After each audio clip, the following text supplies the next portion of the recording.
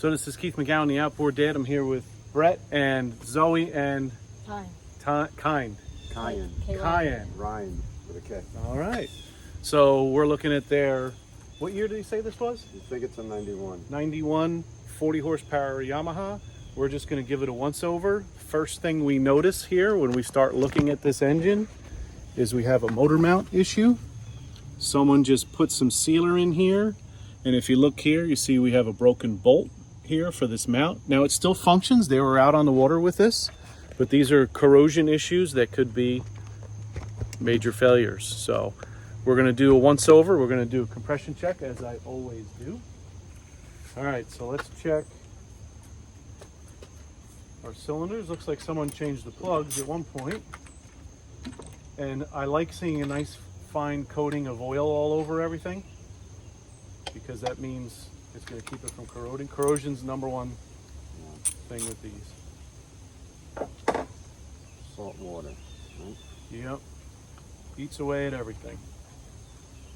So the first one looks good. These are pretty new. Second one looks good, even burn. So this looks good, like it's firing well. Okay. A little bit of oil, which is nice, but all the plugs look good. It's good that we don't see aluminum on them, which means a bad cylinder. So let's see now with our compression check. So who wants to turn the key for me? Ready? You got that? You got it. So let's take notes. So what I like to do is, I like to put the spark plugs back in the holes, because I can also make sure that all of them are sparking. Okay. Okay, so that plug wire just pulled right out. So that couldn't have been in there all the way. All right, so I'm gonna tell you to crank until I go like this, then you stop. Sound good? Am I turning it on? Or No, you just yep. turning key? You're gonna turn it like it's running. It's gonna go ju ju ju ju ju ju, and I'll go like this when I want you to stop. All right, go.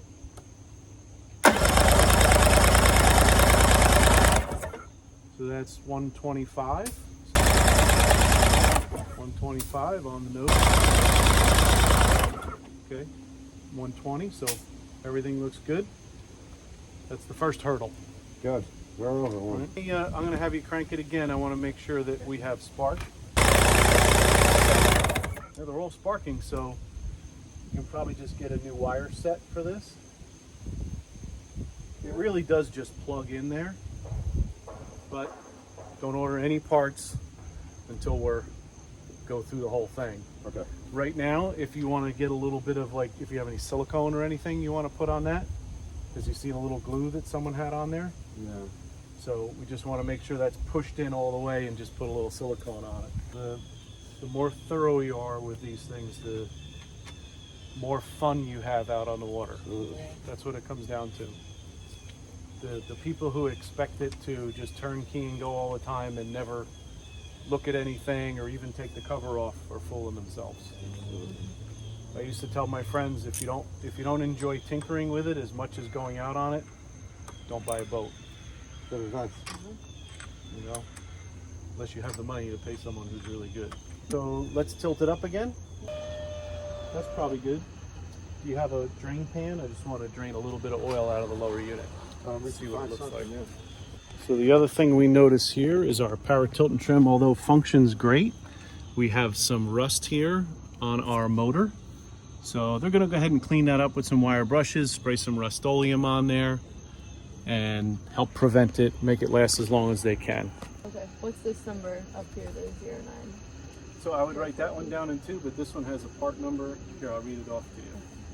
It says 6264. I'm going to let you look at that because my eyes are 57 years old.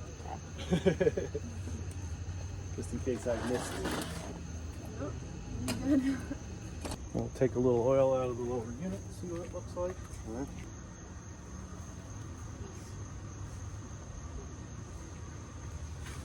So what we're looking for is see if it's milky or if it's got water in it. We also want to make sure there's a gasket. So there is a gasket there. See, there's water coming out. No bueno. right? So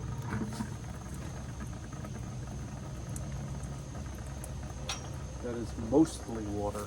It's supposed to be oil. So there's seals here, and there's seals in the top where the water pump is. That's oil. That is no good. So I'm going to crack this as a vent. See if we can get a little air in there.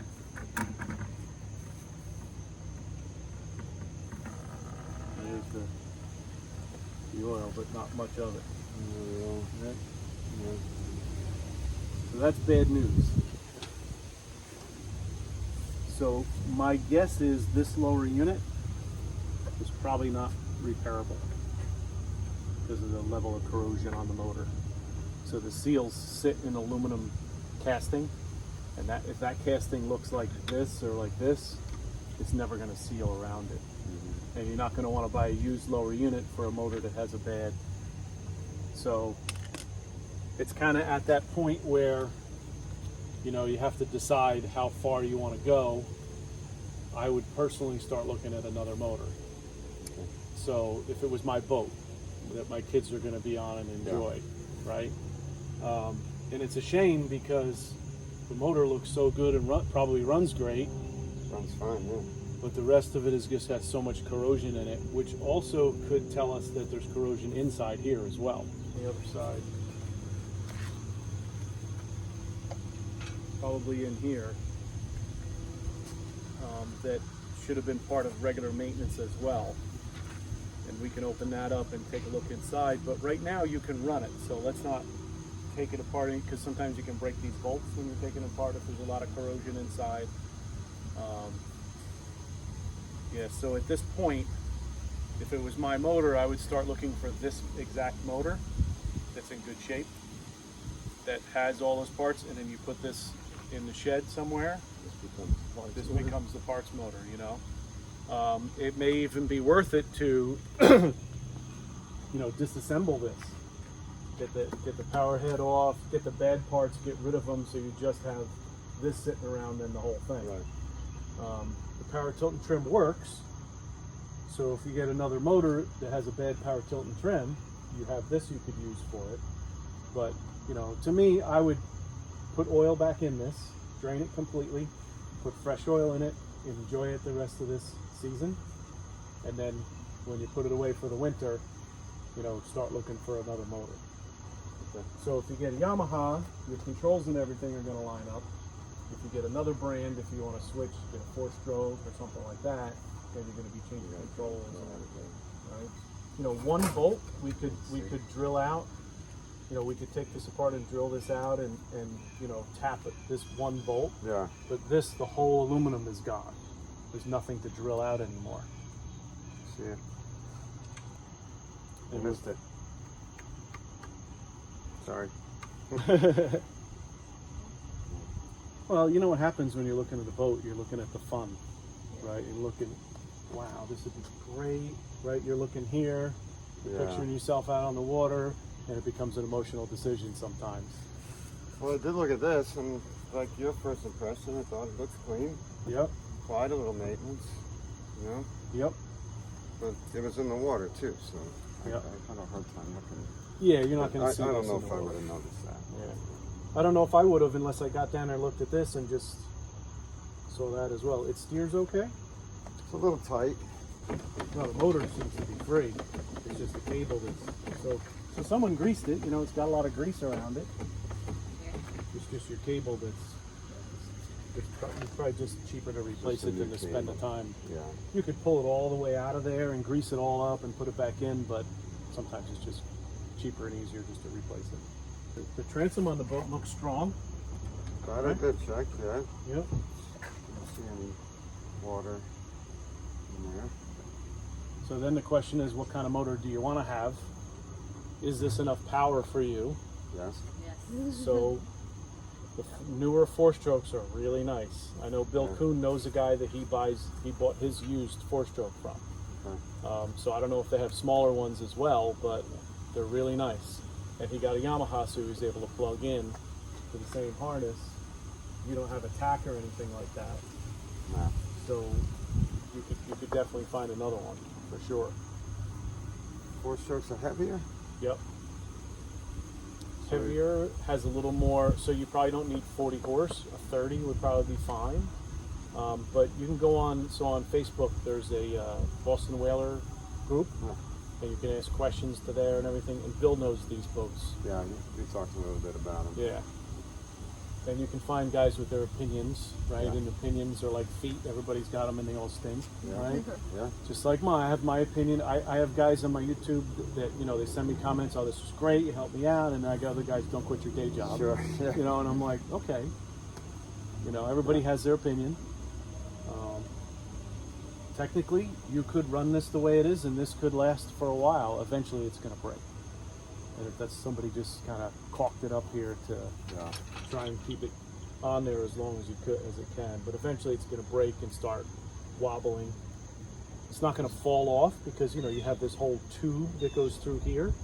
It's just going to start shaking. So there's another motor mount underneath here where these two bolts go through. See it. That's right underneath the engine. Okay. So if and when that does go, it's going to just be, you'll know it because Yeah. it's going to be loose more. Okay. You probably won't have the steering. You'll see the motor moving and you go, okay, you know, but it's not going to be long. Now, is this correlated to that? The So water in there? no. That seals in here. Yep. So the drive shaft comes down, your water pump is on top of your drive shaft, and then there's two seals on top of your water pump. So I hope you enjoyed this video with Brett and Zoe and Kyan. Had a great time with them, getting to know them a little bit, looking at the boat that they bought, the motor that they had bought. And by the time we left, he said, boy, I wish I had met you back in August before I bought this boat.